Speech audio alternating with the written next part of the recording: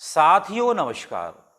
नवरात्रि के पावन अवसर पर सनातन संस्कृति में अपनी आस्था रखने वाले संसार के कोने कोने में रह रहे समस्त भाई बहनों को मेरी ओर से कोटि कोटि शुभकामनाएं। साथियों, ईश्वर कैसा है, वह कहाँ रहता है, उसे कैसे प्राप्त किया जा सकता है, इन प्रश्नों का आज तक हमारे पास कोई एक सर्वस्वीकार उत्तर नहीं है। यही कारण है कि हमारी धरती पर ईश्वर को लेकर भिन्न भिन्न प्रकार की मान्यताएं प्रचलित हैं। कोई ईश्वर को साकार के रूप में पूजता है तो कोई निराकार के रूप में, कोई ईश्वर को स्त्री के रूप में पूजता है तो कोई पुरुष के रूप में। यहाँ पर यह बात बहुत अच्छी है और कॉमन है कि इस धरती पर रहने वाला प्रत्येक व्यक्ति कहीं ना कहीं ईश्वर के प्रति अपनी आस्था अवश्य रखता है, फिर वह भले ही किसी भी रूप में क्यों न रखे।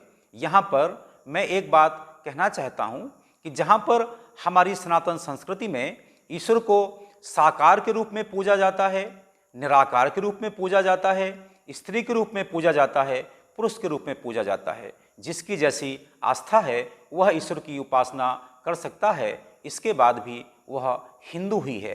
केवल नवरात्रि के एक ऐसे अवसर हैं जब हम ईश्वर की उपासना स्त्री रूप में करते हैं। उसके पीछे हेतु ये है कि दया, ममता, करुणा और वात्सल्य के जिन गुणों से ईश्वर ने स्त्री को श्रृंगार किया है, वैसा कोई गुण किसी दूसरे व्यक्ति में मिल ही नहीं सकते। इसीलिए हमारे यहाँ ईश्वर को स्त्री रूप में पूजा जाता है। मैं मानता हूँ कि मनुष्य के जीवन के लिए जितनी भूमिका माँ की है उतनी ही भूमिका पिता की भी है, किंतु इसके बावजूद भी जो दया, ममता, करुणा और वात्सल्य के जो विशिष्ट गुण हैं वो पुरुषों में हो ही नहीं सकते। इसीलिए हमारी संस्कृति में जो हमारे वेद सर्वोपरि हैं, पिता से पहले भी वे मातृ वंदना करते हैं और कहते हैं मातृदेवो भव।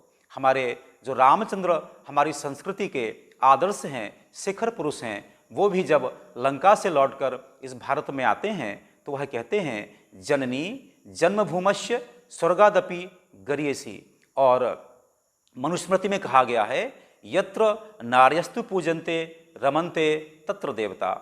हमारी संस्कृति में स्त्री को भोग्या नहीं बल्कि भगवती माना गया है। यही कारण है कि हम नारायण से पहले लक्ष्मी का नाम लेते हैं, हम महेश से पहले उमा का नाम लेते हैं, हम राम से पहले सीता का नाम लेते हैं और हम कृष्ण से पहले राधा का नाम लेते हैं।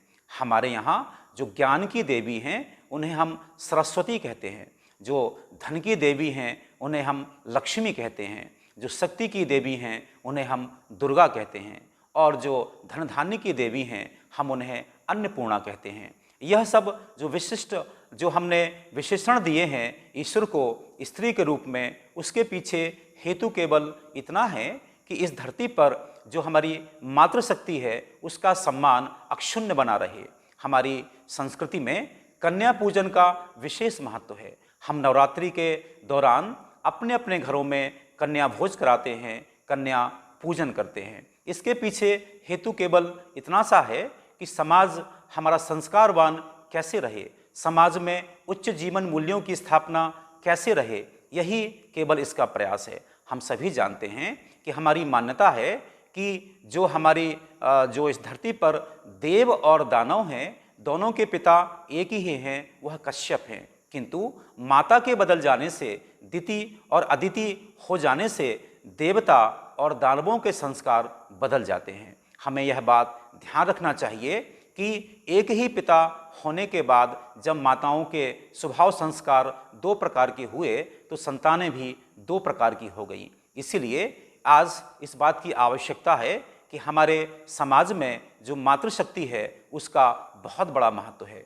मैं मानता हूँ कि मातृशक्ति किसी भी प्रकार से पुरुषों से पीछे नहीं है, वह तो उनसे बहुत आगे है। ये दया, ममता, करुणा और जो वात्सल्य की नियामत ईश्वर ने उन्हें दी है वह पुरुषों के पास तो है ही नहीं। इसीलिए मैं आज नवरात्रि के पावन अवसर पर यह प्रार्थना करता हूँ समस्त मातृशक्ति से कि जो हमारी संस्कृति में उनका सम्मान पुरुषों से भी उच्च है, उसको बनाए रखने के लिए उन्हें भी प्रयास करना चाहिए। उन संस्कारों को जो परमात्मा ने उन्हें दिए हैं, उनकी रक्षा करना उनका ही कर्तव्य है। तब उनका मान सम्मान और अधिक अक्षुण्ण बना रह सकता है। मैं आज नवरात्रि के पावन अवसर पर समस्त मातृशक्ति के चरणों में बारंबार प्रणाम करते हुए एक दुर्गा सप्तशती का श्लोक बोलते हुए अपनी वाणी को विराम दूंगा। ओम या देवी सर्वभूतेषु मातृरूपेण संस्था नमस्तस्यै नमस्तस्यै नमस्तस्यै नमो नमः। ओम शांति इति।